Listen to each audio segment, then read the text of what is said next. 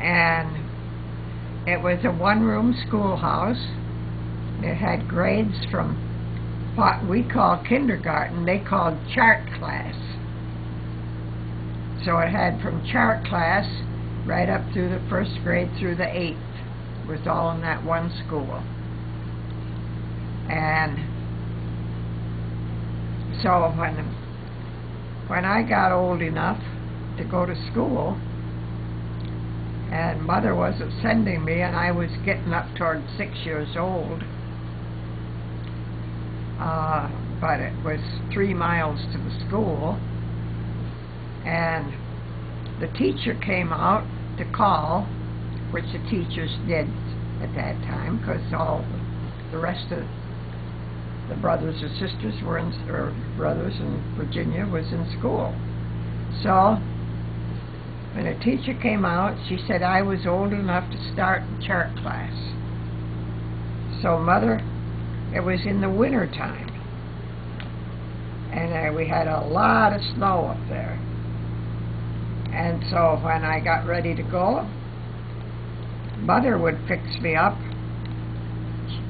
She'd put a coat on me, and then she would take a great big safety pin and fasten it right up around my neck. Then she'd take one of these old stocking caps like they used to wear all the time. And I had an old knit one that was, and it was kind of a gray color with red around the bottom where you folded it up. So she put that on my head. Then she pulled it down because it was so cold out. We had to walk for 3 miles. So she pulled that down over my face, tucked it in under my collar, and told my brothers they had to hang on, each one had to hang on to my hand, one on each side of me, all the way to school, because the snow would some places be 3 and 4 feet deep. It had a hard crust over the top of it that they could walk on mainly, but you had to go right over the top of fences because they didn't go around the road, because going through the fields was shorter. If we'd gone around the road, it would have been longer than the 3 miles. Wow. So they was hanging onto my hands. She said not to let go, because if we should go through that crust and go down in the snow, and they didn't have a hold of me, they might be ahead of me, might not even know it, and I'd be down in the snowbank and they couldn't see me. Wow. So when I started school, that's what they did. They hung onto my hands because it was in the winter and the snow was deep. Wow. Now today people stay home because they just a little bit of snow on the ground and they don't want to go out, and think what you went through to get to school. That's something. Yeah. Thelma, we have a lot of interference here. I'm going to ask you about the Depression and what you remember of those years, if you remember anything about them. And you must have a party free in Saranac, 320 Summit Street, 320 Summit Street, apartment 117. This is going to be for Alexis. Have a female, age 60. Was on one of those scooters in her house, fell off of it. I think she is not injured. A couple neighbors are with her, and they need some help getting her up. That's clear 1519. I just turn that off. Oh, that's all right. No, this is your home, and if you, it's nice to hear all the. It keeps you up to date on everything, so that's good. Yeah. No, just tell me anything you remember about school and high school, and just anything that you recall back then. All right. As I said, I started chart class at the Grandin School at Marion. And I remember particularly that because there was a friend of mine. We used to have to write the alphabet when they would tell us to write different letters on the blackboard, because they used blackboards then a lot.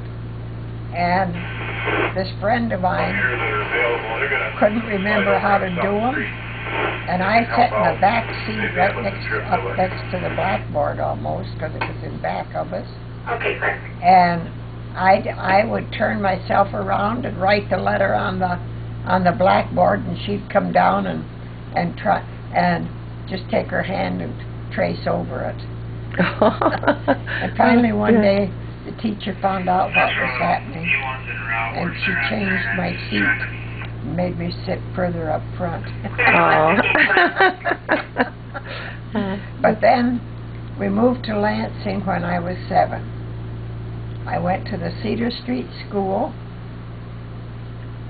and after, when you got in the 7th grade, you went to junior high, so I went to Pattongill Junior High School, and then I went to Eastern High School.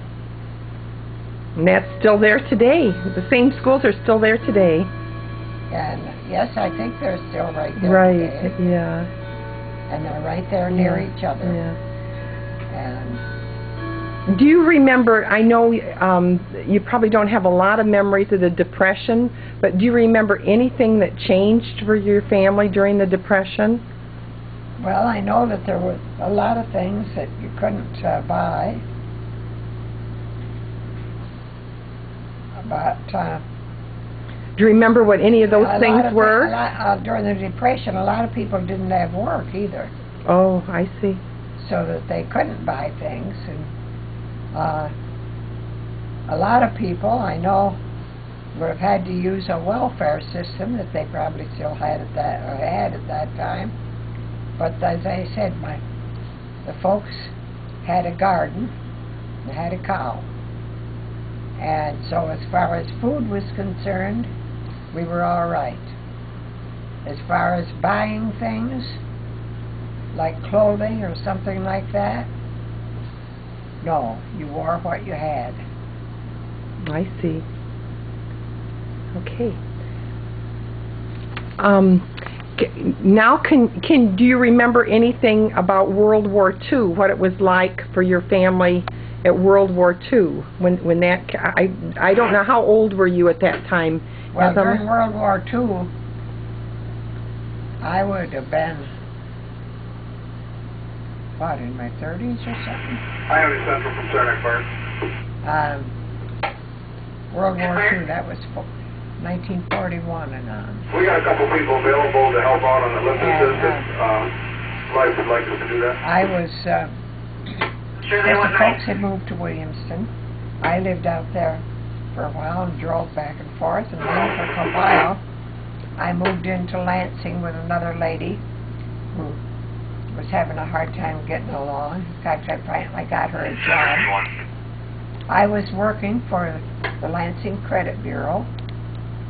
I was their head operator, giving out credit reports to stores that where people wanted to charge something. And